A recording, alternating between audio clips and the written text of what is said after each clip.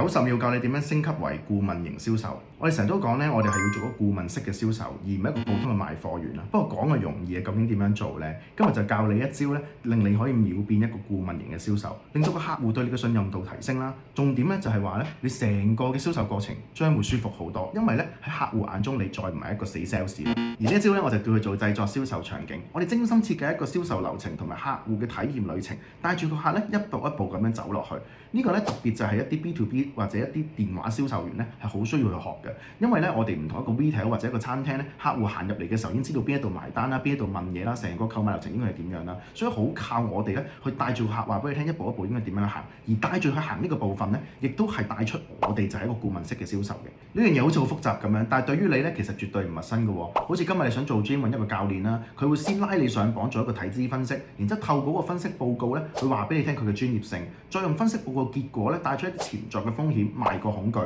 再用其他成功嘅學員咧去講一啲效果俾你聽咧，賣一個夢想，最後咯，梗係推一個建議㗎，俾你叫你埋單啦。所以如果你而家仲係一個賣產品嘅 sales 而冇製作到銷售場景咧，咁你就要精心設計一下先啦。多謝你睇到呢度啊，追蹤我睇埋其他片，令你成為一個人見人愛又爆數嘅 sales 啦。